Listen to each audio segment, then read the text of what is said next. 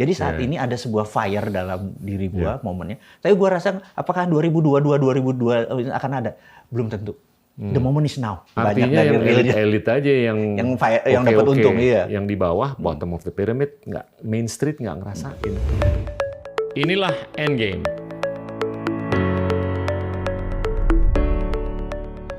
Gue mau ngomong teknologi nih, Amal, karena lu suka digitalisasi. Yes, kan? agree. Kalau kita lihat market cap-nya Fiat dibanding market cap-nya Tesla, per mobil terjual, Fiat tuh cuma $4.000 per mobil terjual. Gede Tesla jauh. Tesla, as of last week, $860.000 per market cap per mobil.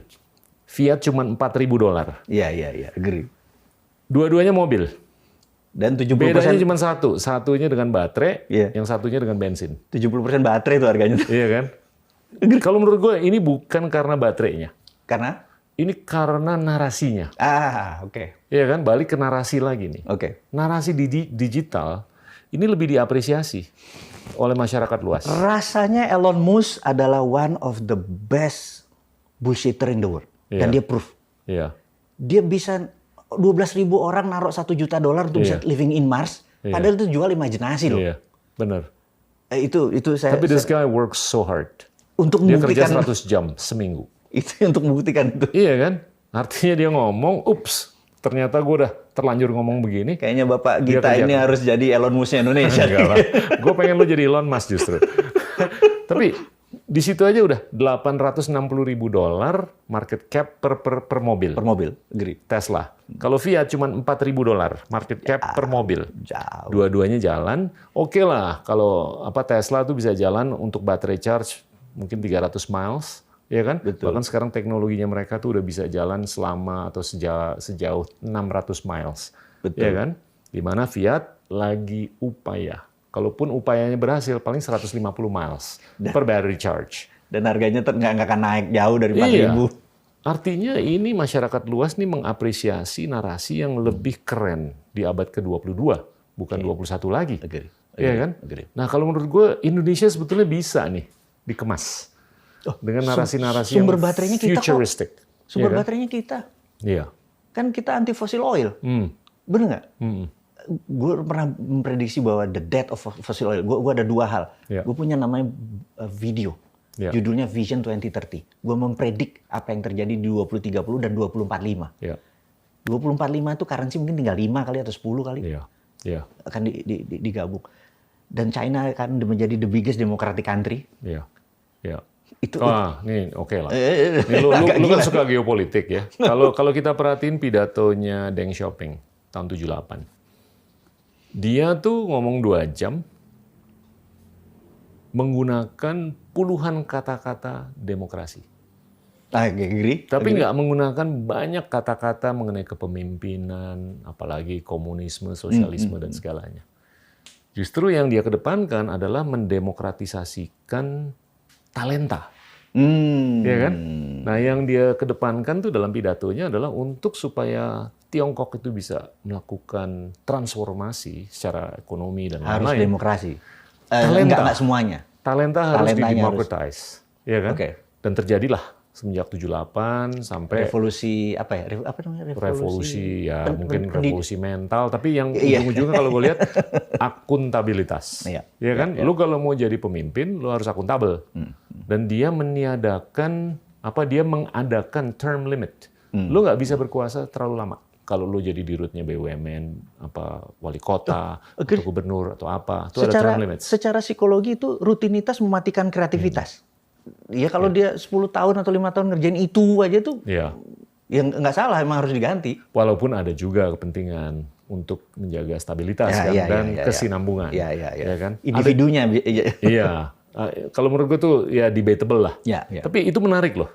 Nah ini kan kalau menurut gue untuk kita bisa maju ke depan, ya kita bukan hanya bisa menanamkan semangat-semangat demokrasi, tapi kita juga harus bisa menanamkan semangat-semangat otokrasi. Iya kan? Karena Tiongkok itu kan menjuluki dirinya otokrasi. Iya. Tapi jangan tiran aja ya. Iya, tapi jangan tirani aja. Tapi dengan pengedepanan semangat-semangat demokratis. Iya kan? Jadi gue nggak ngelihat masa depan Tiongkok tuh pure sebagai demokrasi. Kalau menurut gue ini adalah kepalsuan biner atau false binary. Dalam arti kita harus otokrasi atau kita harus demokrasi. Ini buku apa nih? Fusion. Ini ada bukunya nih. Ini ada ahli di University of Michigan. Orang Singapura sebetulnya. Ini buku baru nih kayaknya. Iya. Gue lupa judulnya. Baru baca. Yuan Ang penulisnya. Itu namanya. Jadinya itu justru yang mensukseskan Tiongkok adalah fusi dari otokrasi dengan demokrasi. Dia mengemas bentuk baru, mengemas bentuk baru. Jadi kita nggak semata harus mengklasifikasikan diri harus jadi demokrasi atau harus jadi otokrasi. Justru fusion dari dua ini yang mensukseskan. Karena setiap bangsa, setiap ini dia di hybrid diketemuin kimianya untuk negaranya. Di alchemy. Betul. Di alchemy. Betul. Nah ini Tiongkok udah begitu, dan kalau menurut gue nanti perwujudan Tiongkok sebagai negara yang lebih besar secara perekonomian, dan itu nanti akan lebih kaya dari sisi fusi antara otokrasi dengan demokrasi. Nah mungkin Indonesia ini kan agak-agak terlalu demokratis, ini juga nanti akan mungkin menyesuaikan diri, iya kan? Amerika juga mungkin akan menyesuaikan diri. Karena multipartai itu apa kategorinya? Multipartai Indonesia ini. Itu terlalu kanan, itu terlalu demokrasi. Otokrasi kan single party. Iya kan? Tapi sekarang kita multiparty. Terlalu demokrasi. Ya, gue setuju sama lo. Mungkin akan terjadi konsolidasi. Konsolidasi currency, konsolidasi politik, konsolidasi budaya, konsolidasi macam apapun lah. Gitu. Nah, balik nih ke teknologi nih, digitalisasi. Ya kan, ini ujung-ujungnya kan kalau gue ngelihat digitalisasi ini kan kepentingannya adalah untuk mengedepankan pendidikan dan inklusi keuangan. Gimana untuk bukan hanya lu bisa naikin inklusi keuangan, lu kan udah dengan Nusantara. Tapi gimana supaya pengusaha UKM ini juga dibekali dengan pendidikan? Karena menurut gue survivalnya mereka ke depan itu bukan hanya karena akses ke modal, tapi wawasan, ya kan? Ngajari, emang challenge di kita tuh di education.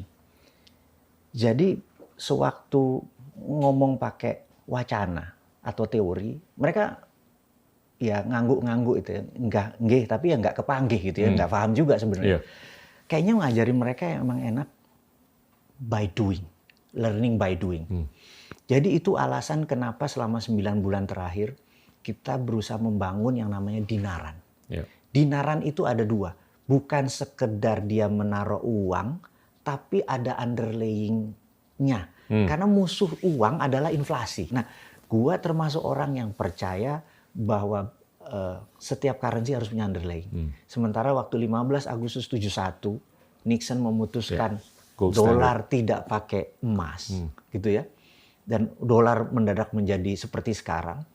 Menurut gue sekarang emas jadi undervalue. I will predict emas akan pergi ke 4.000. Kalau sekarang 1.700. Kemarin 1 juta loh 1 gramnya. Berarti $1.800. $1.800. Dalam cepatnya akan menjadi 4.000. Nah, teman-teman kalau menurut gua kalau mereka tidak dibekali tool. Jadi mereka tak sadar, terus gue mau kemana gitu kan. Kenapa kita membuat dinaran? Dinaran adalah sampai sekarang kita belum bisa ini payment gateway, ini semacam alat bayar apa segala macam.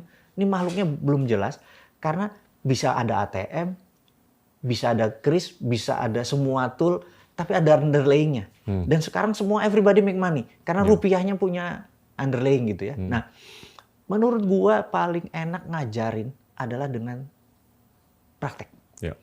Ini kontribusi kecil ya. Dinaran ini kontribusi kecil. Tapi mengajari berniaga ini juga challenge.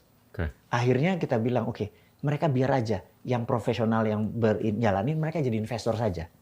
Nah, alasan kita membangun mereka taruh 2 juta, jadi mereka pensiun dapat 30 juta misalnya, 5 juta taruh di sini 5 juta. Itu ternyata boom atau dividen yang didapat dari UKM sudah bagus. Nah, yang kita harap ada 2 saat ini. Mau nolong pemerintahan ya. Paling berat adalah PHK. ini akan ada snowball mengerikan karena mungkin hampir 5 juta PHK baru. Masif. Ini akan menumpuk di semester kedua tahun ini. Itu harus bisa ditolong dengan kita menciptakan lapangan kerja. Ya. Nah, di sini kita tadi lompat balik lagi bahwa yang bisa nolong UKM karena kita tahu 97%, benar nggak? Tenaga kerja diabsorb sama UKM. Ya. Sementara sekarang beda dengan yang lalu. UKM sekarang 125 juta. Iya, UKM sekarang yang kepukul kan. Nah ini benar, government saat ini bukan nggak pro UKM. Saya lihat atau gue pikir, waduh ini kayaknya dia butek nih. Karena itu kemarin. Kerangkanya udah bener banget. Apanya? Kerangkanya udah bener, tapi pipanya. Nah, pipa ke bawahnya. Itu yang gue waktu itu bilang, rupiah. Yeah. Dia bilang, ini bosman gila kali kita lagi ngomongin Setiap orang udah punya mobile phone. Itu makanya. Iya kan? Daripada lo pusing nyari data gimana akses atau mengpipanisasikan ke bawah. Pertanyaannya, berani nggak kira-kira? Haruslah. Siapa bottleneck-nya yang membuat ini reluctant atau tidak mau membuat rupiah jalan di Indonesia? Kira-kira ada nggak di Indonesia? Gua nggak tahu. Yang benar. Harusnya tahu lah. Ya, ini show-nya lo nih. Tapi kalau menurut gue kerangkanya udah bagus, tapi ini kendalanya di pipa. Pipanya nih belum, tapi gue setuju banget dengan lo. Digitalisasi ini adalah pipanya, supaya bisa sampai ke bawah semuanya. Agree? Iya kan? Dengan e-money atau apapun lah. Jadi gue sangat terinspirasi waktu Libra-nya diterbitkan sama Mark Zuckerberg, karena Mark Zuckerberg merasa 2,2 miliar orang follower dia itu kan rakyatnya dia, gitu kan? Dia kalau punya, karena itu Bitcoin, Libra itu akan menjadi lawan berat dolar, gitu. Karena itu disemprit sama dolar, nggak boleh beredar kan waktu itu Libra dilarang di mana-mana. Karena, as you know, tentang gue 6 bulan di Langley, ada yang menarik dari Langley. Di Langley itu kan kalau kita masuk pintu, itu ada tulis Central Intelligence Agency, benar nggak? Kalau kita buka kan pintunya yang begitu tuh, yang pintu musim dingin tuh, masuk. Furlough, rolling door. Kamera, ribuan film Hollywood, kamera tuh hanya dari atas ke bawah, benar nggak? Tapi kalau kita masuk ke situ, kita ngelihat tulisan di atas sana. Pernah nggak kamera satu ada ke sana? Pernah nggak? Nggak pernah, karena nggak boleh, karena itu kredonya CIA. Pertanyaan, tahu nggak tulisan itu apa? Protect dollar. Wow. As simple as that. Wow. Tugasnya CIA itu. Satu, protect dollar. Karena dolar merupakan 90% transaksi dunia. Harus ada yang ngawal. Ada 200 negara di dunia. CIA safe house. Ada 1.800. Can you imagine? Wow. Karena itu untuk kontrol. Jadi Libra waktu belum muncul, itu merupakan tekanan. Ini akan menjadi national threat. Karena itu dia cool down dulu. Tapi apa yang dilakukan oleh Facebook? Dia membuat infrastruktur yang namanya Facebook Pay, IG Pay, mulai dari Brazil segala macam. Gue pernah mikir, 6 bulan rasanya 30 negara adopt, langsung Libra dia terbitin, gitu ya. Gue mau nolong pemerintah. Gue serius sekali membuat Dinaran ini all infrastructure seperti Facebook Pay sama IG Pay. Once dia terbitin rupiah, infrastrukturnya sudah sampai ke ujung-ujung. Ini menarik. Gitu gue ngelihat ada 2 hal di diri lu tuh yang agak-agak contrasting. Nah itu. Iya kan? Lu tuh proponen kripto. Yes. Iya kan? Lu proponen e-money. Tapi kripto lu beberapa kali ngomong banyak lah mengenai ini. Dan kripto itu sebetulnya nggak ada underlying tangible asset yang meng-backup. Algoritma. Iya kan? Hanya algoritma. Lu juga ngomong mengenai blockchain. Agree. Kalau blockchain gue sangat setuju. Ya, karena itu pola yang mendesentralisasi ledger sehingga terwujudlah recourse. Agree. Akuntabilitas. Agree. Iya kan? Dan transparansi. Agree. Iya kan? Trusted open ledger. Daripada lo nunggu dapat bank statement dari bank besok, ini lo real time, transparan, inklusif, dan ada recourse. Iya kan? Itu gue setuju. Kalau kripto gue agak skeptis. Karena nggak ada underlying physical asset-nya. Tapi di saat yang sama, lu mengedepankan konsep emas lewat dinaran. Nah ini kok bisa ada dua hal yang sangat polarizing terwujud di diri lo. Oke. Ya kan? Yang satu ini sebetulnya ideologinya ini nggak di-backup dengan tangible asset. Iya. Ini justru yang selama ribuan tahun menjadi ini dikawinin. Backup. Ini dikawinin. Oke. Ini dikawinin. Oke. Jadi cerita awalnya adalah cerita awal nih suatu hari ini mundur sebentar ya. Tahun 64 pemerintah Amerika itu ingin merasa PSTN dulu kan alat komunikasinya kabelnya PSTN, merasa harus ada cara berkomunikasi yang lain. Jadi Department of Defense DoD Amerika melakukan studi selama 4 tahun. Kemudian tahun 1969 ada yang namanya internet. Jadi kalau kita pakai internet, sekarang internet baru 51 tahun. Selama kita pakai internet, maka datanya ada di DoD, Department of Defense Amerika. Nah, gue merasa sejak 2009 gue pelajari sampai 2017 puncaknya adalah blockchain is the winner. Karena dia nggak pakai platformnya, dia di hybrid sih sekarang. Karena untuk awal-awal nggak mungkin tanpa relnya yang ada. Tapi one day ini pasti stand alone gitu. Ini masih 9 tahun nih blockchain. Jadi Bitcoin adalah blockchain, tapi blockchain bukan Bitcoin. Itu untuk main. Nah, kita bicara blockchain dulu. Gue bilang blockchain is the winner. Ini kenapa gue the winner nih? Karena gue ada merasa punya hutang. Jadi dulu tahun 2000 gue bertiga sama temen gue di San Francisco 3 hari 3 malam 2 hari kita berdebat karena waktu itu tertraum. Jadi paket C-nya Google itu $36 juta untuk 21%. Seri C. Seri C. Wah, tapi gue yang minoritas, yang dua nih gini. Intinya yang mayoritas nih bilang, Mr. F nih bilang, bro no, Yahoo is the winner. No, Sergey Brin begini begitu kita berdebat gitu ya. To make story short, kita nggak jadi ambil, gitu ya. 2018 kemarin ketemu, bro kalau kita ambil nih, kan Alphabet udah 1.000 billion kan, kita punya 200, ini kita lebih gede dari APBN Indonesia nih, udahlah. Tapi bilang, yang membuat itu bukan company-nya, tapi who-nya, saya bilang gitu, ya kan, gue bilang who-nya. Itu kayak ada bukan dendam lama kayak, no, lo nggak mau, I do it myself, itu. Nah. Di 2017, gue bayar 33 anak sekolah belajar tentang blockchain segala macam. Akhirnya sekarang tinggal 16. Belajar di sini apa belajar? Belajar di Las Vegas, paling banyak di Jepang. Terus kan kita, gini. Nah, di 2018, gue luncurkan Sironium. Sironium itu artinya currency berbasis nium. Jadi gue menjaminkan... Kripto lah? Kripto, tapi gue menjaminkan 500 kilo emas gue. Fisik. Jadi waktu menerbitkan Sironium pakai ini. Nggak lama BI semprit. Subversi. Karena mata uang di Indonesia cuma rupiah.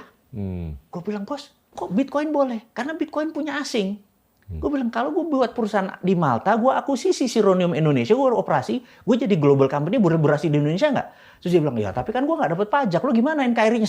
Ya Allah, lo ribet bener. Di sini. Nggak jadi akhirnya? Enggak, akhirnya kita di Malta. Pusatnya di Malta, kita akuisisi Sironium Indonesia. Sironium berjalan seperti biasa. Tapi underlay-nya tadi. Cuman ke NKRI-an gua kan, aduh, enggak. Jadi ini adalah proses proses belajar. Sironium 2.0. Jadi dinaran ini bukan datang semalam. Jadi udah melakukan mistik gitu ya. Jadi menurut gue sukses adalah kumpulan mistik yang kita perbaiki. Gitu. Nah, dinaran ini sudah melewati mistik. Nah, sekarang ini kita comply sama Bank Indonesia, kita comply dengan OJK. Jadi semua aturannya sekarang by law, by rule, ikutin.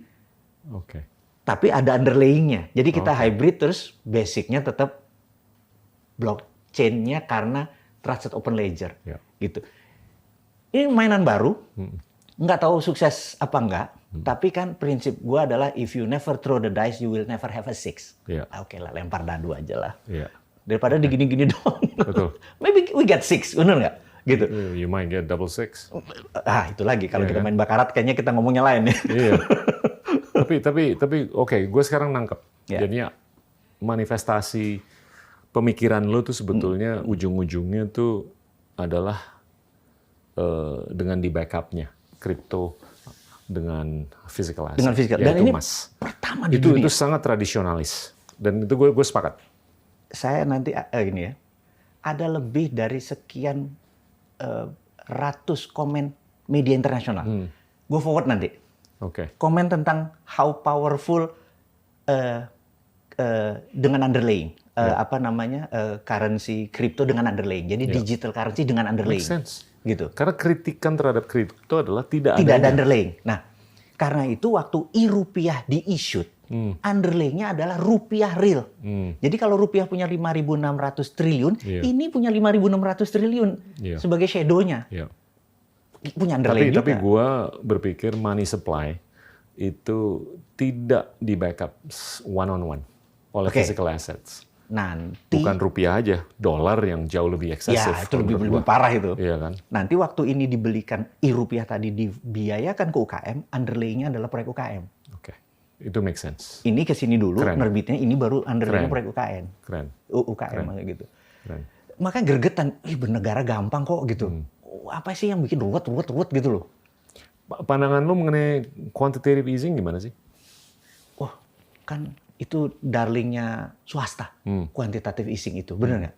Jadi kalau gue pro swasta atau gue adalah swasta, dan quantitative easing itu kan memang membuat kita lincah.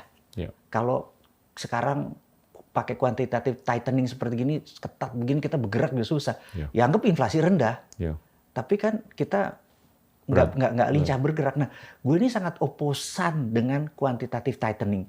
Jadi mungkin Innova harganya 200 juta, murah. Atau mungkin beras harganya 10.000 per liter, murah. Tapi yang bisa beli sedikit. Gue mendingan beras 70.000 tapi semua orang bisa beli. Itu kalau nggak harus di-easing, bener nggak harus dilepas. Gue tuh dari dulu sebetulnya agak-agak anti dengan quantitative easing. Ya kan? Karena itu menurut gue over capitalism. Ya kan? Dan secara empiris tahun 2008 lihat aja. Begitu duit dicetak $1,5 triliun oleh Amerika Serikat atau the Fed, terjadi kesenjangan kan antara inflasi financial asset dibanding inflasi real economy. Real economy naiknya selama 12 tahun cuma 40%, financial asset S&P 500 naik 250%. Papernya lebih banyak Artinya dari yang elit aja yang dapat untung, iya. Yang di bawah, bottom of the pyramid, Main Street nggak ngerasain. Nah itu gue agak-agak secara fundamental anti. Tapi sekarang gue ngeliat dengan keterbatasannya akses ke modal di Indonesia, mau nggak mau. Tapi harus punya ilmu baru lah. Kita nggak bisa pakai gini. Gue pernah bilang berkali-kali, old system doesn't work. Betul. Gitu ya. Dan siapapun dan apapun itu evolusi. Nah, kan? kita harus ada keterbukaan terhadap kemungkinan atau prospek evolusi. Nah itu gue nggak ngeliat belum adanya evolusi policy. Ya kan? Tinker kita kurang apa? Menurut gue sih kualitasnya udah bagus. Oke. Tapi kalau menurut gue perlu guts. Ya kan? Dan keterbukaan. No guts, no glory. Kecerdasan banyak kalau menurut gue, tapi kita harus ada keterbukaan. Dan kalau kita lebih ada keterbukaan, mungkin risk takingnya calculated ya, itu lebih bisa. Itu yang harus beraninya ini. Ya calculated risk ya. Mungkin kalau gue secara pribadi gue memang pengejar prestasi dan gaspol aja gitu. Di samping gue harus ahli ngerem nih sama kopling. Gas aja dulu gitu. Biasanya keluarga yang ngerem. Agree. Iya kan? Di keluarga gue begitu. Keluarga gue yang ngerem. Anak, bini, atau ya orang-orang lah di sekitarnya. Itu bagus lah. Kalau menurut gue itu it's a built-in mechanism yang bisa melakukan check and balance. Tapi kalau balik ke ekonomi kita, gue takutnya ini kalau penggelontoran dana untuk UMKM nggak maksimal, di saat yang sama lo coba mensukseskan Santara, terus Dinara dan segalanya, terus penggelontoran untuk bansos. Karena kita lupa bahwa prinsip pertama ekonomi kita tuh adalah konsumsi. Create demand. Jadi demand, daya beli. Jadi kalau menurut gue bansos harus habis-habisan. Itu create demand-nya. Iya. Ini create supply-nya. Betul. Perfect ya kan? Harusnya. Kalau menurut gue dua-duanya harus di-create. Tapi lu harus prioritaskan demand dulu, daya beli dulu. Nah, tapi jangan dilupakan daya produksinya. Ini yang orang-orang yang punya warung, yang punya pabrik, yang punya salon dan segalanya, ini harus dibantu. Nah itu gue ngeliat masih agak-agak. Ini yang gaps. Karena itu kita coba nutup, tapi Santara how strong is Santara, bener nggak? Iya. Karena itu waktu itu salah satu CCM gue lah, cita-cita mulia gue adalah, mbok gue dipanggil sama presiden, tapi satu syaratnya, gue nggak mau duduk formal. Presiden tuh ngeliat video lu nggak sih? Menurut beberapa teman, lebih dari 5 kali video udah dia tonton. Oh ya? Iya. Keren dong. Karena dia minta waktu itu, Okay. minta kita forward gitu ya, ke staff Asprinya kalau nggak salah waktu itu minta kita pilihin terus kita kirim. Waktu itu kalau nggak salah dia ada acara di Toba, nginep di acara Toba, dia minta ini video kita kirim. Saya ada kirim mungkin 10 kali, mungkin diseleksi 5 yang masuk ke dia gitu ya. Cukup, kalau pengetahuan cukup karena kenapa? Gue ada true story waktu itu gue cerita tentang SWF. SWF itu Sovereign Wealth Fund, di mana gue punya 4 prinsip. Ini kalau gue jadi RI 1, which is gue nggak mau, ada 4 prinsip. Nomor 1 adalah never say never. Oh gitu ya. Nomor 1 adalah gue akan menerapkan TINA. TINA adalah ilmu ekonomi biasa, namanya there is no alternative. There is no alternative ini kan gue agak kurang ajar. Kalau bunga depositonya 0, maka ada sekian ribu triliun itu nggak dapat bunga. Maka uang itu akan keluar menjadi sektor real. You have no alternative gitu. Tiara, there is under reasonable alternative, dedolarisasi. Kita punya e-rupiah gitu. Terus kita printing money for supply shake. Create demand pakai bansos. Terus terakhir adalah atau SWF. BLT. Atau BLT ya. Atau terus terakhir adalah Sovereign Wealth Fund. Jurisprudensinya, ini hukumnya adalah tahun 70 ada kuda laut. PT Kuda Laut ini adalah BUMNK, Badan Usaha Milik Negara Khusus. Kalau sekarang SKK, Satuan Kerja Khusus. BUMNK ini Pak Ibnu yang megang, dia menghitung lokasi tentang oil and gas, X, lalu diterbitkan SWF, diambil sebuah negara, uang tadi, di forward kan artinya, itu diambil oleh dia. Uang tadi di mortgage lah. Di mortgage. Uang itu untuk membangun Krakatau Steel dan pupuk kimia Gresik, PKG. Ini membuat Indonesia jadi muter. Nah, gua sangat anti aset negara dijual murah. Mendingan dihitung seluruh aset negara, nikel kita berapa, magnesium kita berapa, palladium kita berapa, osmium kita berapa, semua benda itu dihitung, itulah national wealth Indonesia. Mungkin kita the biggest SWF in the world. Jadi kita punya lagi strategi di mana Saudi merasa 40 tahun lagi cadangan minyak dan gas dia habis. Dia adalah negara petrodolar. Dari petrol dia dapat dolar. Apa yang terjadi kalau 40 tahun lagi habis? Karena itu Saudi Aramco 2022 ini akan menerbitkan 2 billion atau 2 triliun, itu dia forward. Karena dia tahu, dia harus mengganti country action-nya dari petrodolar menjadi perusahaan menjadi country jasa, karena tamu Allah sampai akhir zaman akan terus ada. Dia merubah menjadi menjadi properti dan jasa. Tapi dia forward sekarang, sehingga tahun 2030 pada saat itu udah berkurang jauh, dia dapat income-nya dari sini. Yang tadinya cuma 2 juta kapasitas Mekah menjadi 10 juta, menjadi tahunan umrohnya jadi banyak. Year to year dia melayani tamu Allah. Dan itu dia lakukan dengan SWF, Sovereign Wealth Fund. Video tadi Pak Jokowi nonton. Karena gue dapat informasi dari sahabat gue, salah satu bendum partai cukup besar. Yakin lo ya dia nonton? Karena dia ngomong, waktu ditanya dia bilang, ini orang salah satu kandidat calon menteri yang kemarin, Pak Jokowi ngomongnya gini, lo tau SWF nggak? Gue habis nonton video ini. Oh teman gue kata itu. Coba tanya sama dia tentang SWF ini, Sovereign Wealth Fund. Jadi pasti dia nonton. Katanya kenapa saya dapat? Jadi waktu dia tanya ada pangeran Uni Emirat Arab, gimana UAE bisa segini besar? Pakai SWF. Untung saya nonton video itu, bayangin. Sombong juga nih kita. Video lagi digodok sekarang SWF oleh pemerintah. Tapi SWF-nya bukan SWF-nya kita nih, bukan SWF berbasis MMT, Modern Monetary Theory. Jadi bukan saya bilang, waduh ini kalau nggak pakai ilmunya, mereka nggak tahu apa yang gurunya adalah Michael Hudson. Kalau dia nggak pakai guru, Michael Hudson masih hidup, panggil dulu Michael Hudson-nya ke sini.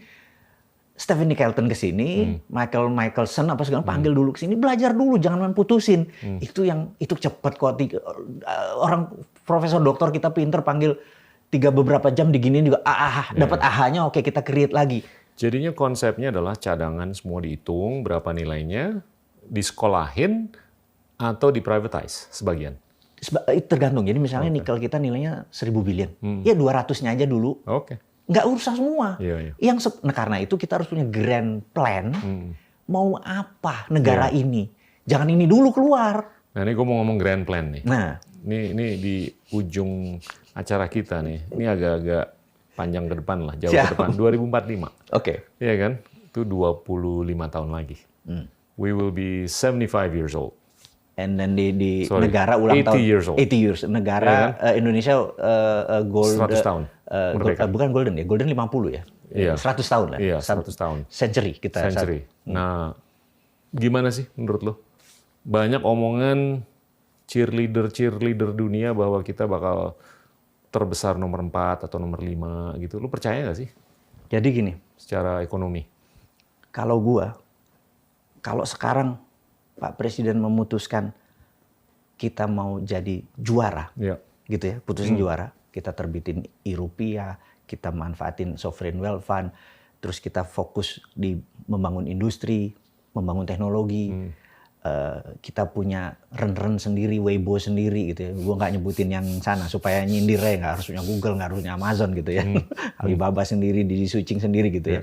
Kita harus punya itu sendiri untuk digitalnya kita ini berdaulat terhadap digital. Kita punya satelit sendiri di level ini dan lain sebagainya. Dan kita putusin now. Maka 2045 tuh kita number 1. Wow. Gitu. Wow. Lu cheerleader yang lebih semangat lo. Sangat. Yang lain-lain ngomongnya cuma nomor 4, nomor 5. Lu yakin bisa nomor 1 ya? Karena kalau jadi follower, as it is, ngikutin aja untungan demografi, terus ngikutin maunya IMF, ngikutin mau gini, ya dapat angka itu. Tapi kita nggak berdaulat, percaya. Kenikmatan itu kalau berdaulat. Gue perhatiin lu tuh kalau bernalar tidak dengan analogi. Pakai apa gue? Secara original, gitu loh. Lu nggak terlalu terpengaruh oleh analogi, iya kan? Dan itu agak-agak beda. Dan itu kalau menurut gue bisa membuahkan sesuatu yang unconventional. Oke. Dan sometimes being unconventional, if you're lucky, brings about greatness. Dan jackpot. Sometimes if you're unlucky, brings about disasters. Ya kan? Iya kan? Agree. Tapi kalau jadi pemikiran lu kalau kita benar-benar bisa memberdayakan otak, kita bisa memberdayakan sumber daya alam, kita bisa memberdayakan momen. Nggak ada alasan kita nggak bisa nomor 1 gitu. Kita semuanya nggak usah dianalisa, udah given. Penduduknya muda itu given, bener nggak? Terus lokasi negara kita, geoekonomi. Geoekonomi adalah kekuatan geografi untuk keuntungan ekonomi. Given. 80%. Jadi di utara Indonesia itu kan ada negara produsen. China, Taiwan, Filipina aja udah. Terus Korea, itu kan 20%-nya ke North America, 80%-nya ke Eropa kan lewat. Iya, benar. Itu kita, benar. Geoekonomi kita, kekuatan geografi untuk keuntungan ekonomi itu belum kita manfaatin. Jadi itu semua given. Terus yang jadi harus gini, gue belajar di majalah Forbes terbaru bahwa ada 4 cara untuk sukses. Kalau nggak salah modal itu 10%, bisnis model itu 18%, human capital itu sekitar 20-something%, tapi 40% momentum. Luck. Nah, timing. Ini time-nya sekarang, karena itu gue gregetan gitu loh. Time-nya now. Bener nggak? Ininya given, ini digeser, hilang. Momentumnya itu yang membuat gue kadang-kadang, bos lu nggak ngerti bahwa ini ada di masa lo, yang suatu hari nanti kita lewat, ya sudah gitu, cuma jadi omongan aja. Karena gini, latar belakang psikologi gue menarik. Ini lompat sedikit. Tahu nggak, 30% manusia di hari tuanya, ngomongnya 30%-nya ngomong begini, coba dulu gue nggak gitu, pasti sekarang gue nggak gini. Itu kan living on penyesalan. Benar. Nah gue nggak mau hidup gue begitu. Anak cucu gue bilang, Mbah, dulu kan punya kesempatan gitu, kok nggak ngambil sih? Lu nggak punya biji lu, Mbah. Bayangin, cucu gue ngomong begitu ke gue. Makanya gue bilang, oke, I did my best. Gue ngelakukan ini. Gue nggak tahu gue throw the dice-nya dapat menang apa nggak. Jadi saat ini ada sebuah fire dalam diri gue momennya. Tapi gue rasa, apakah 2022 akan ada? Belum tentu. The moment is now, gitu. Nah, itu gimana tuh ininya? Masuk sih, kalau menurut gue. Bener ya? Bener. Dan justru yang gue lihat anak-anak muda kita, anak-anak muda yang sekarang, ini gue agak-agak kasihan ke mereka. Karena kalau dari sisi lingkungan lah ya, kalau kita lihat emisi karbon, iya kan? Ini finite. Masa hidupnya mereka tuh finite. Agree. Dalam arti kata ya karbon tuh di planet ini cuma 3.000 sampai 4.000 gigaton. Kita konsumsinya 60 gigaton per tahun. Iya kan? Ya itu cuma 50-60 tahun. Kalau kita konstan penggunaannya tiap tahun, tapi kan ini kan meningkat terus tiap tahun. Kecuali kalau kita cerdas memberdayakan renewable sources of energy. Nah, ya kita kan? adalah, mungkin gue, tapi gue yakin lu juga sama, kita anti fossil oil. Iya. Kita darling kita adalah baterai. Sangat, gitu kan? Sangat. Dan tapi percakapannya kurang mengenai renewables. Ya kan? Bukan hanya di kalangan kita, tapi di kalangan anak-anak muda. Karena sponsor politiknya yang sekarang semua dari fossil oil, batu bara. Itu perlu sesi satu lagi tuh untuk ngobrol. Gila, bro, ini udah cukup seru nih dan lama. Kita udah ngobrol mengenai main gundu, mengenai belajar criminal minds, ngobrol mengenai geopolitik, ngobrol mengenai teknologi, ngobrol mengenai pendidikan, produktivitas, digitalisasi, decoupling, dan lain-lain. Ada yang lain yang lo mau sampaikan? Nggak ada, this is enough, this is good. Konversasi, pembicaraan seperti begini nggak pernah akan terbuka, karena gini, gue sebenarnya nggak nyaman dengan, kan gue sangat introvert, gue lebih nyaman itu di belakang sih, dulu pakai ini segala macam. Tapi I honor you diundang ke sini untuk bisa diskusi. I'm honored. Gue mau mengakhiri sesi ini dengan rapid fire questions ya, dan lu jawabnya buy atau sell, long atau short, ya kan? Oke, mulai dengan yang gampang dulu deh. Gold. Buy. Crypto. Short sekarang. Karena tadi omongan gue itu. Oke, kalau blockchain? Buy. Go. Long ya? Long. Buy. Biodiversity? Buy. Coal? No. Short? Jual. Sell. Oke. Palm oil? Wah, ini musuhnya menarik nih. Buy. Mars? Buy. Moon? Buy. Gua bisa menambang emas terbesar di bulan. Gua akan bikin Millennial. Buy. Okay. Education. Very buy. Very buy, eh? I like that. Last but not least, climate. Buy. Wah, sekarang parah. Iya. Yeah. Planet ini udah 4,5 miliar tahun. Let's keep it for another 4.5 billion years. Yeah, we move to Mars. Bro, thank you. Thank you banget loh. Saya yang terima kasih. It's been enjoyable dan honored untuk bisa kedatangan lo. Same here. Ya. Sukses. Teman-teman, itulah Wowi. Teman saya udah bicara panjang mengenai macam-macam, dan tentunya terima kasih atas kedatangannya dan semoga bisa dinikmati. Assalamualaikum warahmatullahi wabarakatuh. Inilah Endgame.